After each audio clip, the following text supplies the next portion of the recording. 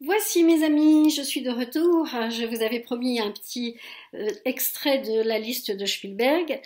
Premièrement, pour votre information, sachez qu'il se trouve arrivé à bon port à la Fondation Sheldon, qui envisage donc de le traduire pour le diffuser aux États-Unis, parce que pour ce qui concerne la France, malheureusement, je n'ai à ce jour aucune réponse de maison d'édition qui me semble par expérience, hein, un peu frileuse par rapport à mon propos, qui est une politique fiction, mais je pense que ma réalité, qui est tellement proche des actualités, doit en effrayer plus d'un. Donc ce matin, je lisais avec beaucoup d'intérêt le propos de Manuel Valls par rapport à sa future élection en qualité de président. Je pense que effectivement, de cibler ainsi le monde musulman, c'est une opportunité, effectivement, puisque reconnaissons qu'il y a plus de musulmans que de juifs en France. Mais je voudrais quand même l'en informer que pour ce qui me concerne, j'ai lu les sourates et que concernant ce qui s'est passé avec les exactions, les décapitations de ces yazidis, ces pauvres yazidis dont l'ONU ne parle jamais, que l'ONU d'ailleurs n'indexe pas du tout ces tueries et ces décapitations, voire ces crucifixions, je me dis que nous devons rappeler ces sourates, nous devons rappeler ce projet parce que cette barbarie, malheureusement, ça me rappelle un petit peu l'époque de Tchernobyl où on disait ça passerait pas les frontières. Eh bien, ça risque de passer les frontières bien plus tôt que prévu. Donc, je vais vous lire un petit extrait d'un de mes chapitres et vous verrez que je ne suis pas si loin de la réalité. Voilà. Son descriptif de la situation, il le rédigea sur la nappe en papier du restaurant là où nous déjeunions.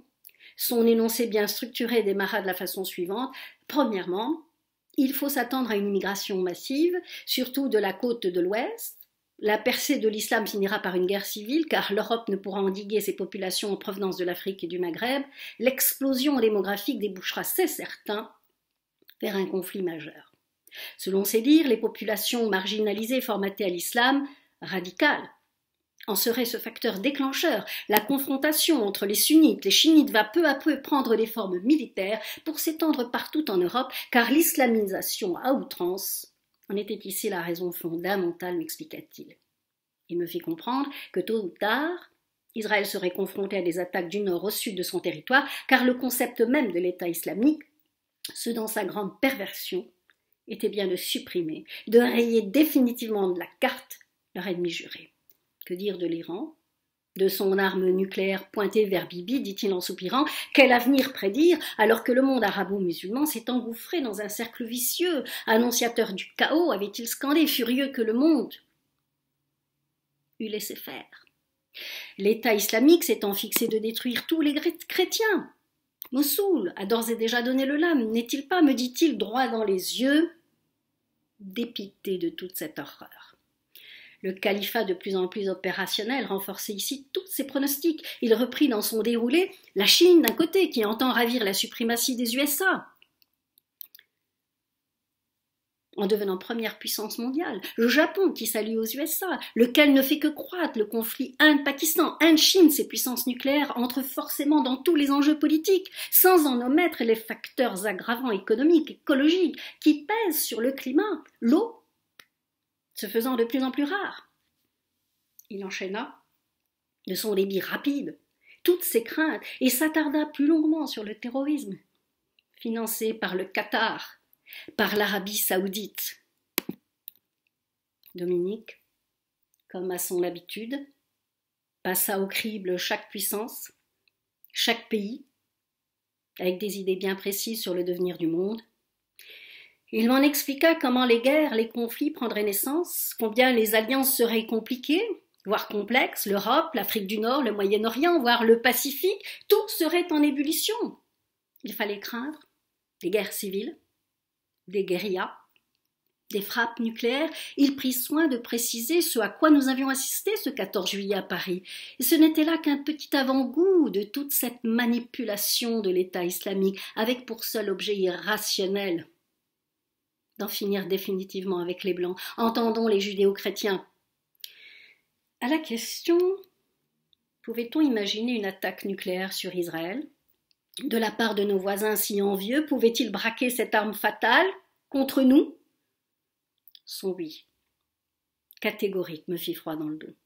Mais certainement, avait-il insisté nerveusement, ils sont dorénavant incontrôlables et ont toujours été des kamikazes.